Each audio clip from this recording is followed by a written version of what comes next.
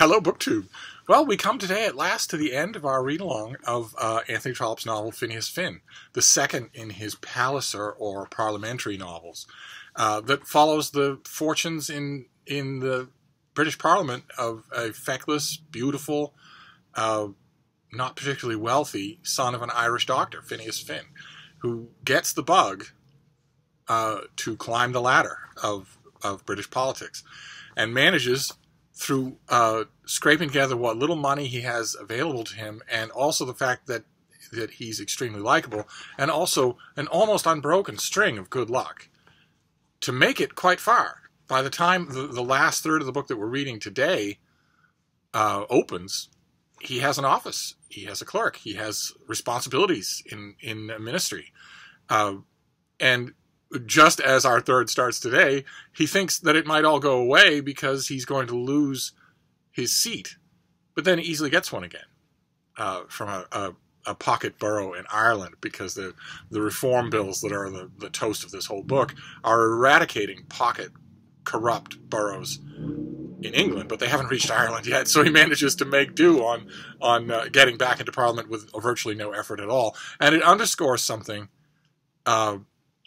that even the most generous reader is going to have to notice by this last third of the book. And by now, I think we're all generous readers, right? I've heard from a lot of you in comments. I've heard from a lot of you in emails and texts. I think you share my feeling and the feeling of almost everybody who read this book originally and in the century since, of being kind of sort of under Phineas Finn's spell. He doesn't cast a spell. He doesn't want to. He's as innocent as a ray of sunlight. You just can't help liking him. And none of the other characters in the book can help but like him and want well of him, even though the fact that he has not once but twice availed himself of the very rotten boroughs that he, as a reformer, wants to abolish, just to keep his own feet on parliamentary rugs, shows that, among other things, he doesn't really have anything in the way of fixed ethics. Unlike almost everybody else in the book. I mean, true, the book gives us a marvelous portrait of the sort of the lower rungs of parliamentary life forms, the Mr. Bonteens, the Mr. Fitzgibbons, the people who, the Barrington Earls, the people who come and go with every administration, are constantly wheeling and dealing, seem to have no other existence, and certainly have no integrity. And there seems to be sort of a dialectic going on, a tension throughout this book. Is Phineas Finn going to become one of those creatures? Is he... there isn't really anything to stop it from happening. It's not just politically, but also personally. He seems just as rudderless as a cloud in the sky. Fights a duel with someone and his best friend the next day. Can't decide what young woman he's in love with. And ends up, in the course of this book, being almost simultaneously in love with three at the same time. All those things, plus the fact that in this final third of the book, he seems every bit as biddable politically as he does in every other way. I don't know. By the time you get, I'll be interested to know what you think, but by the time I get to this part of the book, every time I read it, I am wondering always why I do not hate Phineas Finn. More than any of the other characters in the book, why I don't hate him. He seems more self-righteously hypocritical than any of them, constantly willing at the drop of a hat to opine about how he hopes he has dignity, he hopes he has nobility, while showing none of it, while evincing none of it in his actions. But as this third goes on, we learn some things about the strands that have followed us throughout the book. For instance, one of the three women that Phineas Finn was in love with and actually proposed marriage to, Lady Laura Standish, instead married a wealthy man who is a prig. He's dry, he's self-righteous, and their marriage was unhappy from the start and has become absolutely miserable.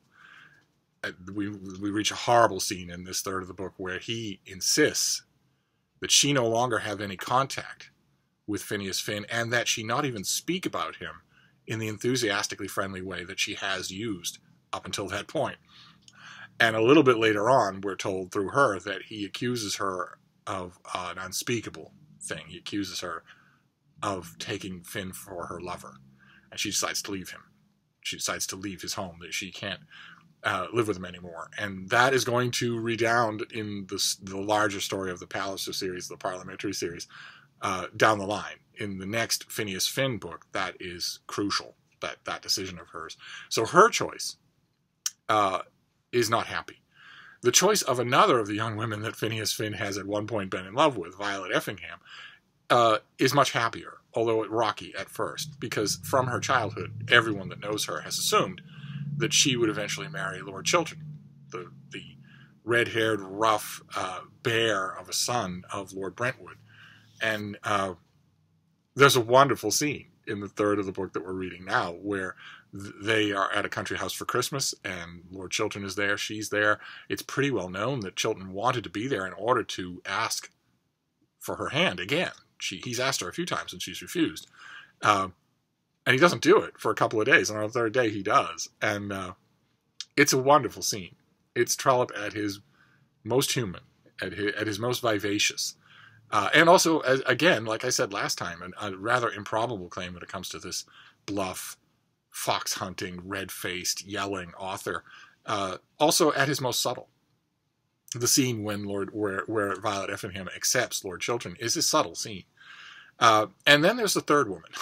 The third woman that Phineas Finn has at one point or another been infatuated with, and also partially been infatuated with him in return. And that's Madame Max Goesler, a very wealthy Austrian widow, who is, as we're told by 3 different people in this last third of the book, as free as air. She is well respected by society. She is smart. She is capable. And she's independently wealthy. So she does not need a husband. And that becomes extra ironic in this last third of the book, when suddenly a new plot wrinkle grows out of one scene in the previous installment that we read, and suddenly becomes, to my mind, the commanding part of this last third of the book.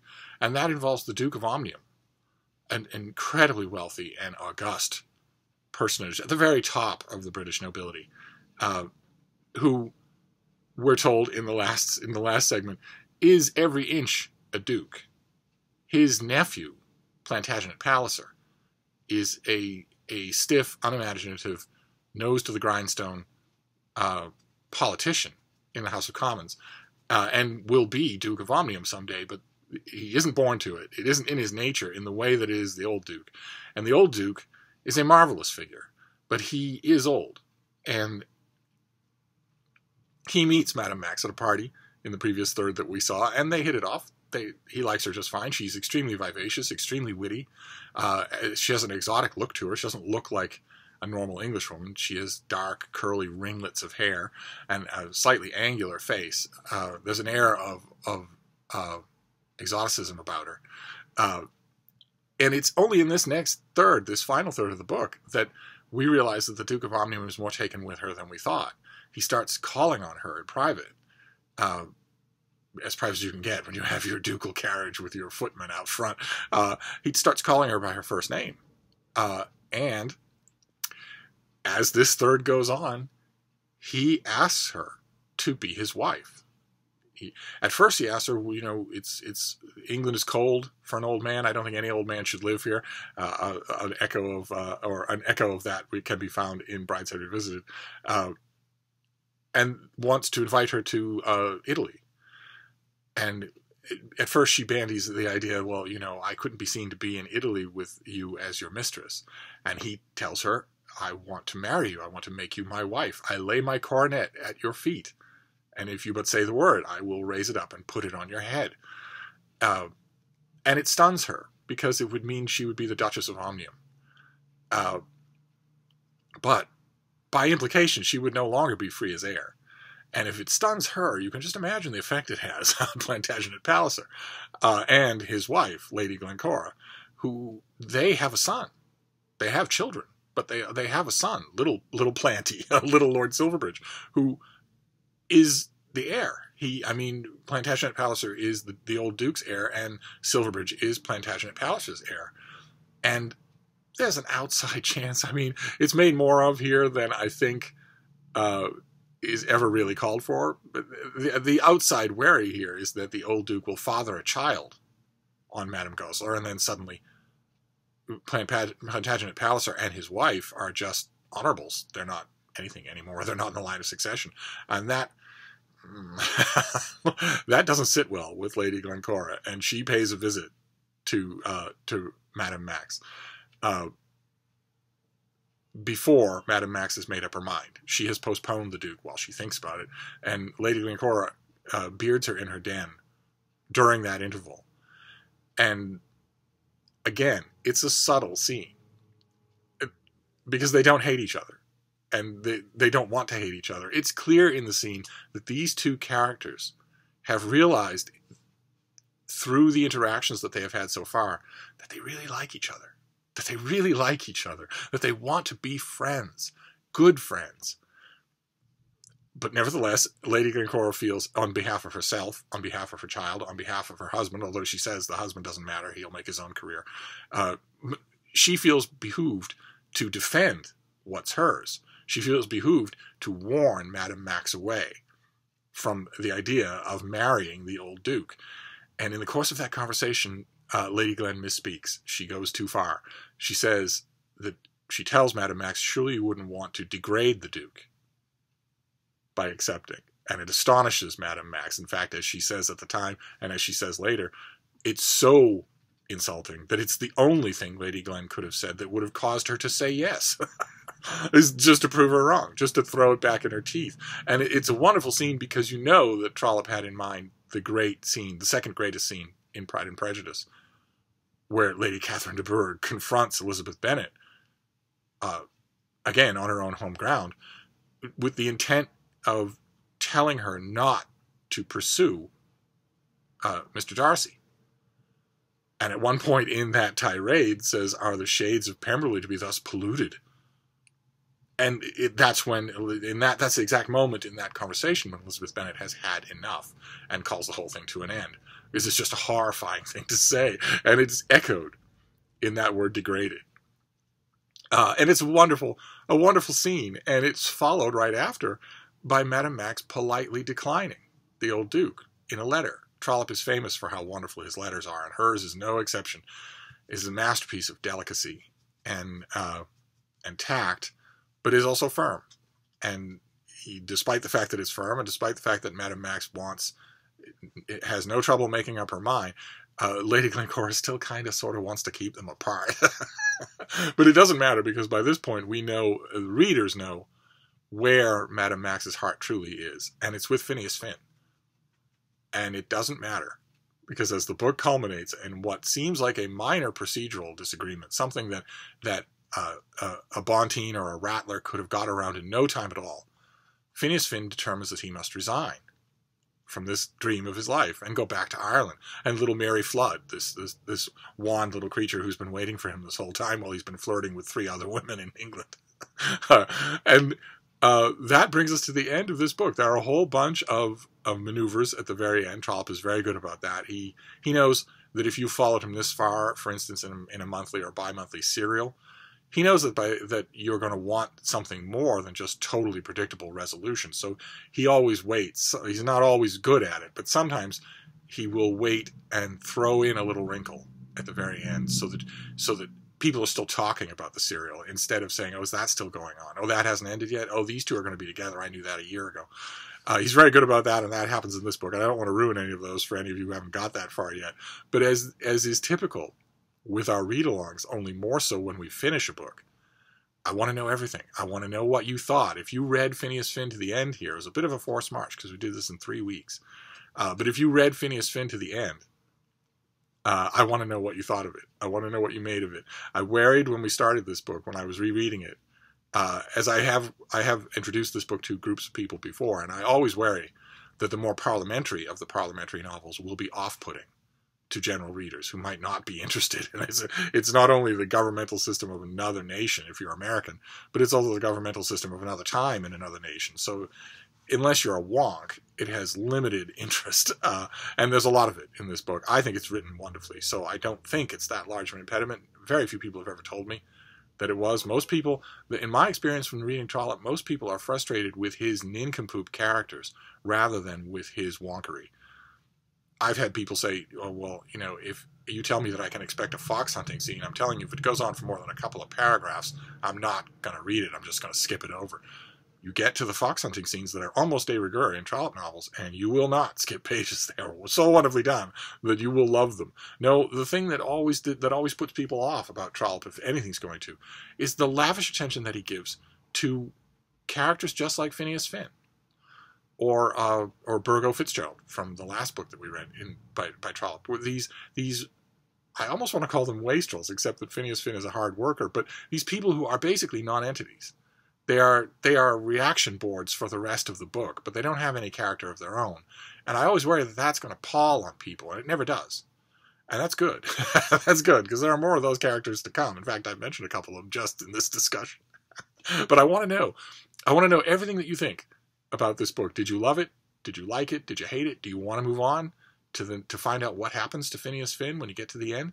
But one way or another, that brings our read-along for January 2019 to an end, and raises the urgent question, since we have only 8 days left, what our read-along for February is going to be. And this is a deadly earnest book. There's a duel. Hearts are at stake. People are unhappy, including in Laura Standish's case, desperately unhappy. Soulless, priggish characters like Paul Kennedy command large tracts of prose. And I guess what I'm trying to say is that in Phineas Finn, although the whole thing is told with a sparkle in Trollope's eye, I think you can see that clearly. I think it's one of the things I love most about him as a writer, is that he almost always has that sparkle in his eye. The sheer joy of telling you these stories is never far from his prose. But this is not a particularly fun novel. Phineas Finn is not a particularly fun novel. It's not particularly thrilling, because the balancing of love interests with 3 different women would only be particularly interesting if the man involved was a bit more of a person than Phineas Finn. As it is, you're attracted to the women characters. This is just an incredible gallery of Trollope's ability to write fantastic female characters. There are no fewer than 4 of them in this book.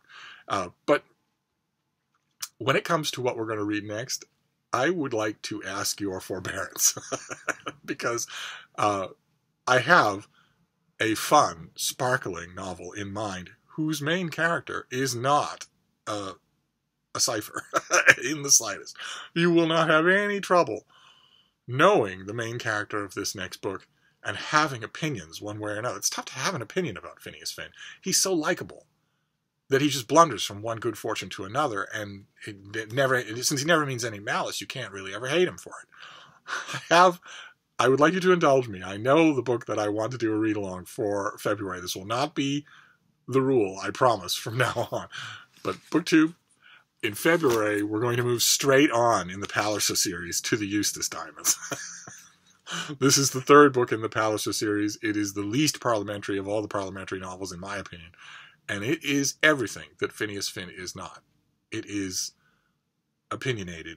It is Trollope having an enormous amount of fun. And it is just a hoot. It is just a hoot. And it has a main character that you will remember. You will not want to stop reading about this main character. This is Trollope doing high comedy. And in a way that in the Victorian era, only he can really do this particular way. So I'm going to ask your indulgence, and we're going to move ahead in the Palliser series. Now, after the Eustace Diamonds, we will stop with the Palliser novels for a bit and read other things. But this is going to be February. I have a feeling, since winter has been so kind to Boston so far in November and December and January, I have a feeling we're going to pay for it in February, so I'm going to want some company in a fun read. So that's what we're going to do for February. So I don't think this edition has things broken down the way I want, but let's see. So the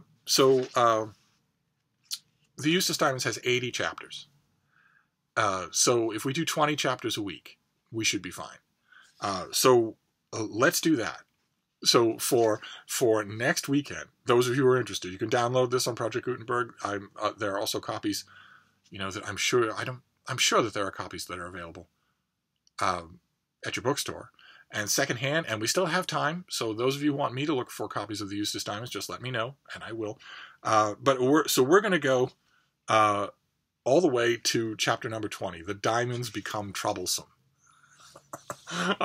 In the Eustace Diamonds, and that's for next weekend. So that is our read along for now. I want to hear everything that you have to tell me about Phineas Finn, and then we will move on to the Eustace Diamonds for February. We have slogged through the parts of Phineas Finn that are a slog, the long parliamentary debates, the long digressions about the Reform Bill, the long digressions about particular politicians in the book who we're never supposed to know intimately. We're never supposed to get to follow them home or see their thoughts, and we don't ever. The Victorian audience found that fascinating because they knew immediately, to the last detail, in the daily news, the real-life politicians who were the correspondents of those fictional characters. 21st century readers no longer do, and no longer should. But a crucial part of oil of interest is removed from the gears there, and that can be tricky. So not that I'm criticizing Phineas Finn. Rereading it again for this read along, I saw again all the stuff that I absolutely loved about it. In an alternate reality, I perhaps would have written a different book or had Trollope write a different book. In an alternate reality, I would still like it if this book were called The Duke of Omnium and was about the old Duke. I mean, the political parts of the book and the social parts are already about how the old world is changing, right? The rotten boroughs are going away. The old mechanism of lords just dictating who their tenants will vote for, that's all going away. And the fact that it's going away is a large part of this book. I think you could make that a book around some of those themes every bit as much with the old Duke, and it would be more entertaining to read, I think. Because I think even in the little bit that we get of him, the old Duke is far more interesting a character than Phineas Finn. And the fact that he falls in love with a foreigner and a commoner, and it's not even love. I mean, you can tell it's desperation as much as love. It's idle nostalgia as much as it is actual affection.